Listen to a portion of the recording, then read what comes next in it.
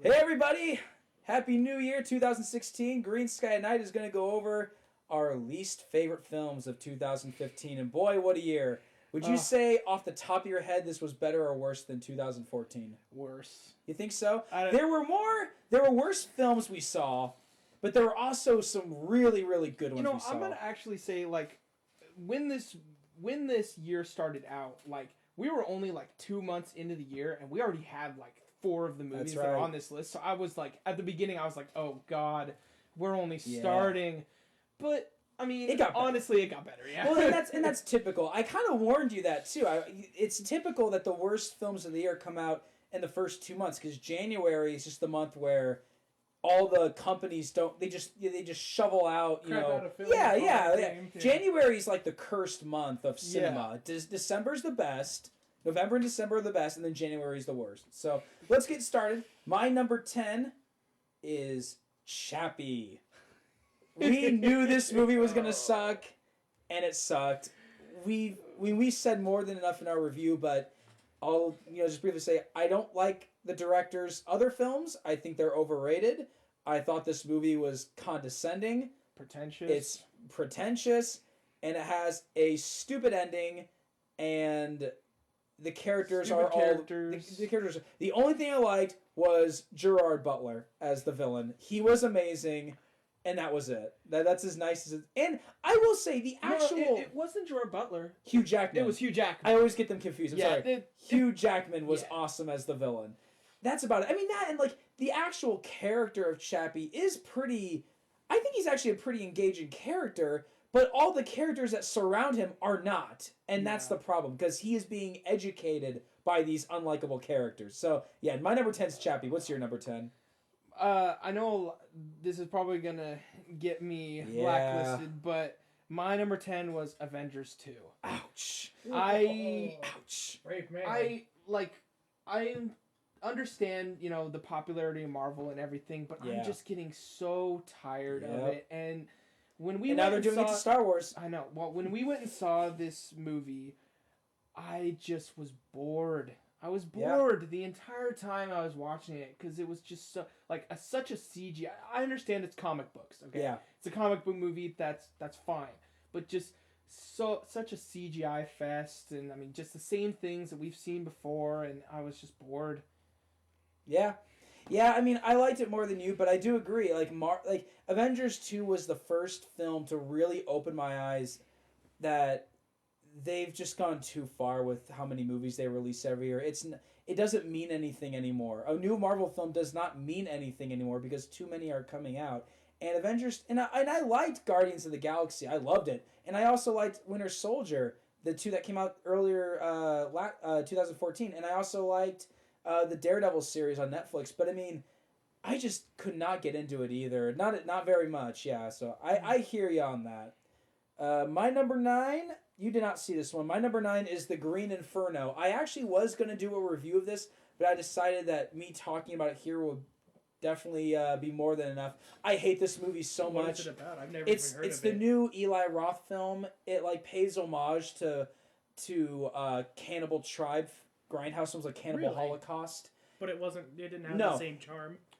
It has the same problem that every Eli Roth film has. Eli Roth is a great horror film historian. This guy knows his stuff. Listening to him in interviews is actually very fun because kind of like with Rob Zombie, he loves horror movies and he does such a great. He can't make one to save his life. He's great at talking in depth about it, and honestly, all of his movies, including The Green Inferno, have a lot of great references. In fact, the title Green Inferno is a reference to something in Cannibal Holocaust. And so when I heard that he was making an homage to that, I was like, okay, that's cool.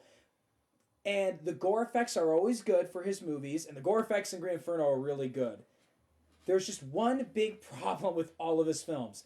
He cannot write dialogue, tone, and likable characters to save his life. His writing is so tedious. It is so obnoxious. Every single one of his films struggle with this. The characters are so unlikable. They're always douchey. They're always just so obnoxious. They're often homophobic, especially Cabin Fever and Hostel. There's like a ton of homophobia in those movies. And there's always like it tries to have like dark comedy in it, which I can appreciate because every horror film should have comedy in it, but it's always at the worst time.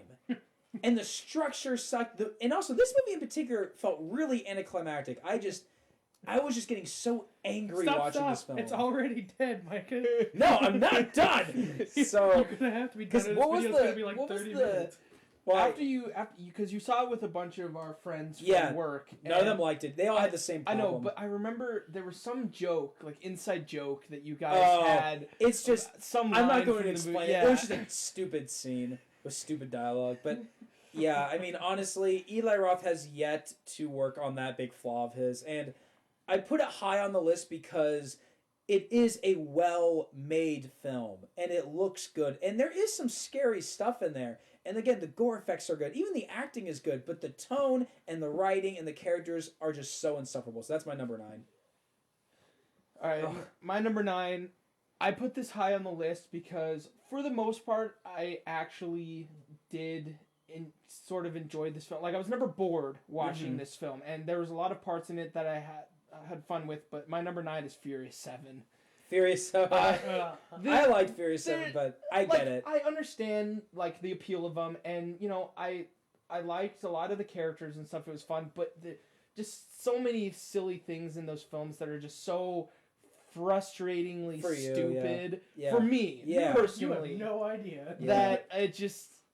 I can't let it go. Out of the three of us, I definitely like the Fast and Furious films the most, and I can enjoy them for what they are. But I get it. The movies are just so bonkers, and I can understand why that can be a bit too much. Seriously, car knowledge. It's first grade stuff. Yeah. Well, not just car knowledge. Even just a lot of the action scenes have ridiculous things. You are bound by physics. But you will agree with me that Jason Statham was awesome. Yeah. No. He was great. Now that we're done with the year, was there any other villains this year that were better than him?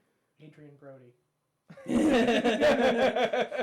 I'd have to think about it. I mean, he was one of the best villains that I saw this year. I think Joe was good. I really like ridiculous villains. Or I liked villains? Just fun. I like the rival boxer from Adrian Creed. Okay, so from just a fun standpoint, like a fun villain, yes, he was fun. Probably him or Adrian Brody. Yeah. Okay. My number 8, another one you did not see, is Unfriended. This movie, I heard about it, about how it's like it's all taking place on a. This was from like earlier in the year, wasn't it? Yes, yeah, like March or whatever. Oh, really? This. You know, and it's actually, I think it technically was made in 2014, and it was released in a festival, but it didn't get a wide release until now. You know, I hear about how it's this like Skype movie. The whole movie takes place on someone's computer, and I thought, wow, that's really gimmicky and stupid. It's just their way of not making a found footage film, even though it's still a found footage film. And then it gets good reviews, and I think, how in the world? There's no way this is good. And it wasn't good. Like, it has, and I was actually on board for it for like the first, because I was like, okay, I'm going to give this a try. I'm not going to just hate this no matter what. So I go into it. The first few minutes are okay. I'm like, all right, the gimmick is actually getting my attention. It's not a boring film. I'll give it that. For such a stupid gimmick, it's not boring. But it is a stupid gimmick. And at first I was like, all right, I'm kind of getting onto this. And there was some creepy tone throughout the film. And even some of the dark comedy was good. But the characters, I'm so fed up with this mindset of they're gonna die, so let's make them jerks. It doesn't work. And on top of that, there's no one to invest into. The ghost that's killing them sucks too. They constantly emphasize, I think her name's Lori, I think that was the character's name. They constantly emphasize that this ghost that's killing them, when she was alive, that she was an awful person. And this movie has a theme about cyberbullying, but every single character in the movie is a cyberbully. And if that's the point, then I must ask, who am I supposed to be invested in then? Because it's definitely not the main characters.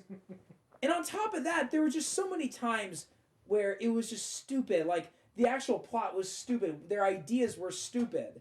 And I get this idea of like, oh, well, in the beginning they're all good friends, but this ghost through Skype reveals all these deep dark secrets about them, and then you realize that they're all guilty of something. There's a right way to do that, and there's a wrong way to do that. It's a wrong way when you don't like them from the very beginning. That always seems to be the theme of these horror films that you go see that are really bad. It's always like the characters.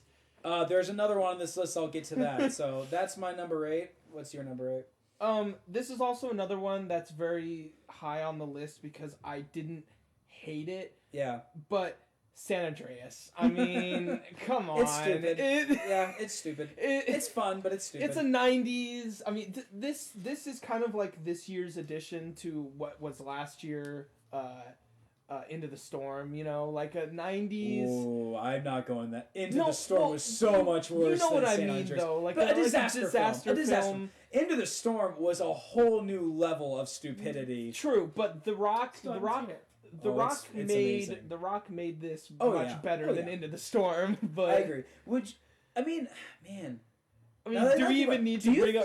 Do you think it's worse than? And because we liked this movie too, despite how stupid it was. Did you like it less than No Escape? Because No Escape was a very good film either, but it was still fun. The thing about that, No Escape was darker. Like this film was dark too. Like there's hundreds of people dying. Yeah. But No Escape was darker. San Andreas was more fun. That's true. Like I was never bored watching San Andreas. I mean, do we even have to bring up the point though that The Rock is a rescue pilot and he literally saves like 3 people? Yeah, he doesn't save that many people. He saves a few. He also punches out a guy. Which I thought, oh man, you should have had. Well, and also that human antagonist's death too. Remember when he was just walking across the bridge and the thing just smashed on top of him? Remember there was a human antagonist? Yeah. The new husband. See, that was a missed opportunity. They really should have given that a more direct confrontation. Yeah. Okay. So my number 7, I'm sure this is on your list too. The new Transporter film. Is it called Refueled? Is that what it was called? Okay. Yep, See, I was like, what generic subtitle did they give it? Any Transporter movie that doesn't have Jason Statham is worth The only thing I liked was Ray Stevenson as the father. He was awesome. Oh, really? The father. Remember, wasn't he really cool? No, like, because he's Ray Stevenson. It's the Punisher. He's cool. And like, you know, he should have been the Punisher. I mean, I know he's not young anymore, but he should have been the Transporter. The guy who played the Transporter, I actually did like him for the most part. He is a good action-looking actor. He was just given a terrible film. Yeah. He's gonna be in Deadpool, as we mentioned in our review. Oh, he's really? gonna be in Deadpool, so I bet he'll be great in that. Yeah, that'll be fun.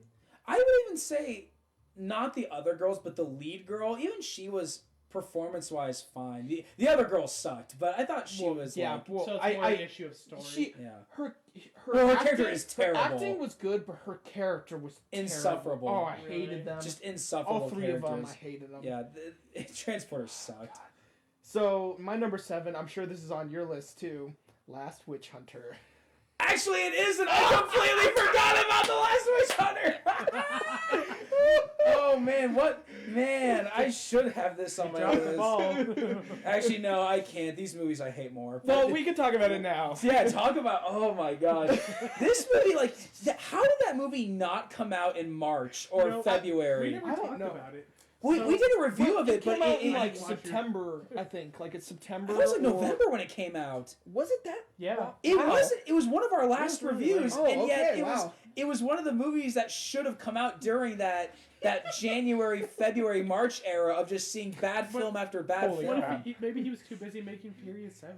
That's true. Holy crap, this was so bad. This was, oh my gosh. Yeah, you want to give him a hard time for Furious 7? The Furious 7, is a freaking Oscar winner compared to Last Witch Hunter. His line reading in that movie was so bad. Everything about the CGI was so bad. Like we said in our review, like 90 CGI. It was terrible. Elijah Wood's role, just so like, my gosh. Wait, Elijah Wood is Oh yeah. He's like the whole film. He plays like this. Well, he's Elijah Wood, so he plays a pansy, and he's like this pansy he can play reverend. A real good creep. Yeah, he can. And of course, here's the thing. I was like, okay, it's Elijah Wood. He's either gonna die or he's gonna turn out to be the villain. Spoiler alert, he turns out to be the villain. Really? And there was no, like... He was a villain for, like, maybe 5 seconds! 5 seconds, and then he just dies. Because he's not even the main villain. Like, it was such a... The swerve was so forced, and it just meant nothing. Yeah, Last Witch Hunter. The funniest thing of that is Vin Diesel breathing heavily on glass. That's the best part of Last Witch Hunter. My gosh. Okay. My number 6. Oh my gosh. Now this movie actually probably should be lower on the list, but I'm not going to put it lower on the list because I didn't hate it. But this movie needs to go down in history as one of the stupidest films ever. Hitman Agent 47. This movie is... I think I said this in our review. This is the worst live-action video game movie I've seen since Mortal Kombat Annihilation. Oh, God. Like, this is like the Batman and Robin. The Batman and Robin of Skip Woods' work. Skip Woods has never made a good film, and this is like his crap magnum piece. opus. His crapper piece. The thing that is amazing is that he's also the one that wrote the first Hitman one. Because the first Hitman did terrible as well. So these producers would be like, let's see, we want to, I mean, the Hitman games are so popular, let's take another shot at this. Let's get the same writer back, because it worked so well last time.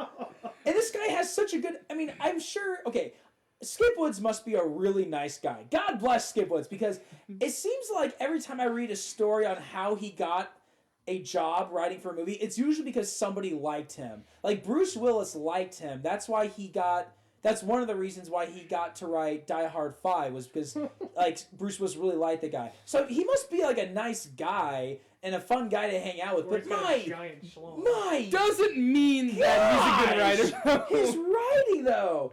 I mean, this movie was so, retarded. Like, it's just so... unreal. So but it's so funny. It's so funny. Oh, this is was definitely the best so bad it's good film we've seen all year. I know our favorite point in the movie was Zachary Quinto as the villain. Oh my gosh. Now, how was it compared to the games? Like, did they even bother looking at the games? It's its own story. It doesn't even attempt. No. I think there were some the characters. The only thing that is similar to the game is just the names, really. I mean, oh my goodness. This movie. I mean, I would love to do I would love for us to like kind of like riff tracks, like record an audio track of us giving commentary of the film and just break down scene for scene how stupid every second is. Oh, that movie was so funny. But yeah, that's my number 6. What's your number 6? My number 6 was Transporter. Okay, we've already talked about it, so. My number 5 is Black Hat. I wanted to like this film. Michael Mann has not made a good movie in a while, but he has made so many good ones, and he can be such a unique filmmaker, and I like the idea of Chris Hemsworth doing a dramatic thriller. My gosh, this movie's a mess. And a quote-unquote brain roll. We talked about this in our review. It felt like we were watching an unfinished film.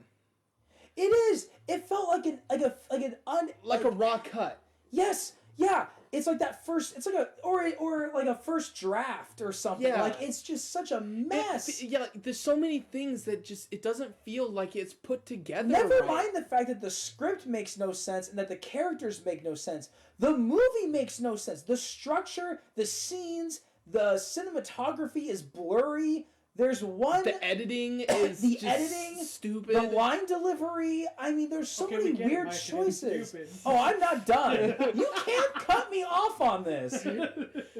It was a mess, and it was so long. Oh, it was for. I think it was over 2 hours. Yeah, wasn't it? And not only that, but you feel every that's the second. more important. You just feel how long it is. Oh. I was on my phone the entire time for 2 reasons.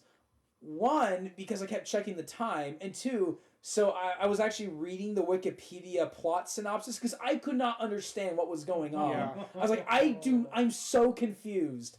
Yeah, oh gosh. All right, what's your number 5? My number 5 is Hitman. Oh man. What is there to say? So much. Yeah. You didn't see this one, and I didn't do a review of it either because, like Green Inferno, I thought I could just talk about it here. My number 4. This almost deserves to be number 1. Ted 2. I loved the first Ted. It was the best thing Seth MacFarlane had done in a long time because the quality of his shows, in my opinion, especially Family Guy, have gone so far downhill. If they're not being super left-wing and preachy with their left-wing views, they're making pot jokes. Well, they're trying to get canceled. He said that before. That's a BS excuse for poor television. That just shows how, if that is true, that just shows how whipped he is. Yeah. If he didn't want to do it anymore, he would not. He would not have to. He's doing it because he's making a lot of money. Well, yeah. It still makes a lot of money. And Ted 2 is everything that I hate about Family Guy today wrapped into one movie. It has the same problems that A Million Ways to Die in the West does. There's no structure. It's just jokes. The cutaway gags work in Family Guy for the most part because it's a half an hour show, not a movie that's over 2 hours. You can't do that in a movie. Mm-hmm. And the jokes, 90% of the jokes in Ted 2 were not funny. Okay, the first Ted has a lot of pot jokes. It is, in a lot of ways, you could argue it's a stoner film. But it's still a very creative and genuinely funny film. Ted 2 is, if you're not high, you're not going to think it's funny. It's just a bunch of pot jokes. And it's jokes about them smoking pot. And when it's not that, they're preaching to you about why pot should be legalized. And when they're not preaching to you about why pot should be legalized, they're preaching to you about how stupid religious people are, or about, how stupid George Bush is, but how amazing, just the same typical Seth MacFarlane liberal BS that he preaches so one-sidedly in everything. Yeah. I hated this film so much. I was so pissed watching it because Seth MacFarlane is so talented. And he's so funny. I remember when you went to see this, because I don't remember. I was doing something that night, so I couldn't go with you. Or maybe I just didn't want to. Didn't I text you when I got out? Yeah. I was sitting here doing something, maybe some schoolwork, and I got this text, and I looked at it, and it was from Micah, and he said, I'm only 30 minutes into this film, and already I want to get out of here. And I was like, oh, God, dude, you're already started. Right. And he texted me like 10 times during the whole thing about everything that was That's right. So I remember that now. Because I remember talking to you after I left. I actually remember like 20, 30 minutes in, I didn't even have to go to the restroom. I just walked out of the... Kind of like with Transformers 4. I just walked out of the theater because I was like, I need a break from this film because it's pissing me off too much. So what's... top of that, what's your number 4? My number 4 was Black Hat. Yeah. What can we say that we haven't already said? I mean... Well, speak of what can be said that hasn't already been said. My number 3 is Taken 3. Actually, that's my number 3 this too. This is almost on the same level of Agent 47, but it's such a worse film though. Like, I mean, you can tell throughout this entire film that Liam Neeson did not want to be there. No, he wanted nothing to do. He wanted nothing to do with this film. You could tell in every single one of his scenes. And the only thing that brought him back is the fact that $30 million. They gave him half their budget. Well, he told them in interviews that he didn't That's want to right. do Taken 3. I know. And he's a man of his word. It shows on the screen. So it's your number 3. My number 3 is Taken 3. Okay, I figured. Number 2, this is the last one that you didn't see with me. The Gallows. Now, I will give credit where credit's due. Which one was that? Oh, was that the teen killer one? That's the Charlie, like the found footage film. Yeah, they bring in school. Yeah. I will give credit. These filmmakers were independent.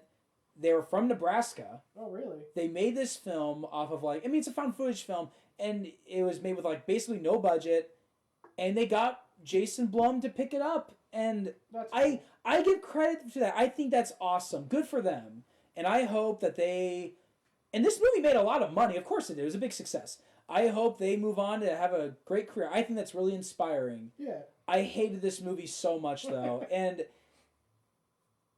I can forgive that it's a generic found footage film. Because there actually is some creepy cinematography. I can forgive that the plot's not that well, and there's actually a lot of plot holes. Mm-hmm. I can't forgive the characters, and it's not just the characters. There's one character in this movie, and it's the guy holding the camera. if you've seen this movie, you know exactly what I'm talking about. This is the most unlikable character I've ever seen in a horror film, possibly ever. Possibly ever. The guy holding the camera. Yeah, he's not the lead protagonist, but he's the one holding the camera. He's like the lead protagonist's best friend.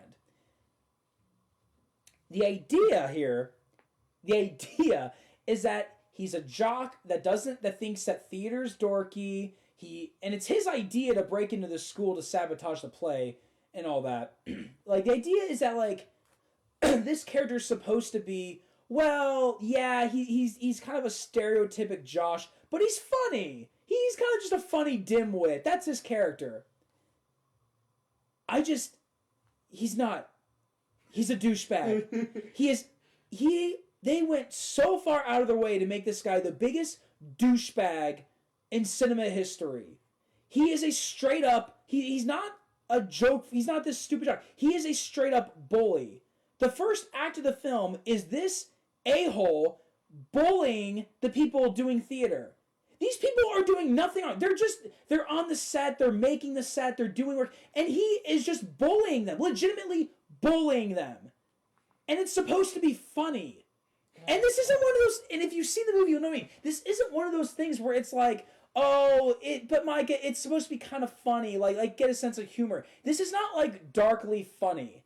This is straight up uncomfortable to watch. Just awkward. Oh. Yes. It's just watching an a-hole be an a-hole to these innocent people for no reason. And we're supposed to like this guy. Like, he's a funny jerk. He's a lovable jerk. That's his character. He's a lovable jerk. He's not. And he is the one holding the camera. So we hear his obnoxious voice the entire film until he dies. Which, by the way, was a really lame death. All the deaths in this movie were lame. This movie being called R is such a joke. Nothing about it was R. There was no gore. There was no brutal death. There was, like, almost no profane. There was no R-rated profane. I don't think there was a single F-bomb. There's no sex. This screams PG-13, but somehow they were able to get it with an R. I think it's just for bragging rights. I think it's just so they can say this is an R-rated horror film. It just... Oh. And the twist ending sucks. The resolution... the last scene, I guarantee, was added at the last minute because it feels like it, and it's stupid. I hate this film so much. Well, hopefully with the newfound fame, they'll go on to make something good. I hope so. I honestly, good for them. Good for them for finding success from Nebraska. But I don't. Was this kind of like Unfriended, where it got good reviews, or did it didn't? Okay, no. Gallows did not get good reviews. Okay. I have some of our friends, because Morgan and Ethan saw me. They thought it was actually pretty scary, and Morgan didn't like Unfriended either. Oh, really? She agreed to Unfriended sucked. She also agreed that the Green Inferno sucked, but she actually thought Gallows was scary. Well, Green Inferno didn't get good reviews though. No, Green Inferno got panned. It didn't. Yeah, rightfully so. So, anyways, what's your number 2? Okay, my number 2. I'll leave this to you because I can guarantee this is your number 1. It's Mordecai. Yeah. I'm sure this is your number 1. We'll wait on that. What's your number 1? My number 1 is Chappie. I forgot about that already. I'm sorry. I like we said in the review, I'm sure this guy is, I'm sure he's a great guy. I understand some of the things he wants to get across in his movies and stuff. I hate pretentious pile of crap. Yeah, It make me feel so angry. He comes off as an intelligent man, and I respect that he shoots all his films in Africa where he's from, and and I think South Africa, really. Yeah. And a lot of the topics that are in his films relate to a lot of the political issues that go on where he lives. Especially with District 9 being a lot about immigration and stuff. Apartheid. Yeah. I think there is some really good ideas. He just needs to make a movie about apartheid. He just needs to make a movie about political things like he wants to. I just think, yeah, I don't know. Yeah, we've already talked about Chappie. Mm-hmm. Yeah, so my number 1 and before you go, you should list your honorable mention. Oh no, we'll do that afterwards. Oh, let's do it now. Before number 1. Let's do it before number 1. Once Micah gets started on Mordecai, I don't think we can. I just had one honorable mention, and it's just I am not a fan of horror. I can't do horror films, and I admit this wasn't a terrible film. The Visit. Ugh.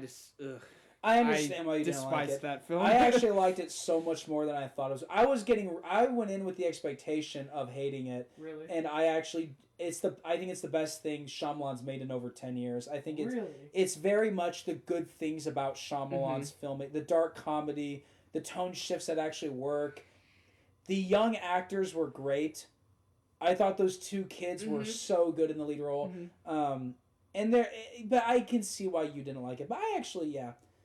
But yeah, okay, so Mordecai. I mean, we talked about it a lot in the review, but... God, it was so terrible that I forgot I saw it. I mean, my gosh. Like, come on. Do you have nightmares about it? No. I don't. I think of Mordecai... Because Mordecai already is the nightmare. Mordecai is like literally every single thing that you hate in a bad comedy film. It's that mixed with Johnny Depp being lazy for the last 10 years. It's that post Pirates of the Caribbean filmography just freaking coasting, doing the same nonsense, the same facial expressions. Oh, he's Johnny Depp. He's funny. He has bright eyes. Oh, look how just screw off. Screw off! I'm just so... Ugh! Hey, remember when Johnny Depp used to be good? Seriously. That was a long time ago. That's why I didn't see Black Mass. I bet Black Mass was good, but screw off. I took the rest of the year off from watching Johnny Depp. Black Mass. That was the one where he was a gangster. It's like based on a true story. It got really good reviews, but I refused to see it. Oh! I wanted to see that one. Yeah. I remember now. I forgot. But yeah, from the moment it started till the end, I was like, just so miserable watching it. It was like going to... I'm surprised you didn't walk out of that one like you did Transformers. Mordecai was like going to Arby's. Yeah. It's like going to Arby's and having a terrible meal and then feeling terrible afterwards. And then crapping it out of your system and not wanting to ever think about it again. Yeah, I see. Happy New Year! I'd totally forgotten about it until Austin's like, oh yeah, Mordecai. What? Oh, that's right. We saw that. I can barely remember it. It was so bad. It was so forgettable. I didn't forget. The only reason I remember anything of it is because you freaked out about it, and that was hilarious. Gosh. You were the funniest part of that movie. Yeah, my reaction was funnier than any joke the film... had. All right, well, we're going to wait to see The Revenant, and after that we'll have our list of favorite films. And when does that Tom Hardy one... That's a good question. ...come out? I don't know. I'm going to guess that already got a limited release, maybe. Okay. But I don't know. It probably got a limited release in time for Oscars. Mm-hmm. That was my guess on it. Because I still want to see that. So we'll have our list of favorite films, and then we'll very soon have our awards. The first ever Green Sky at Night directed DVD awards. That will be a lot of fun. So thanks for listening.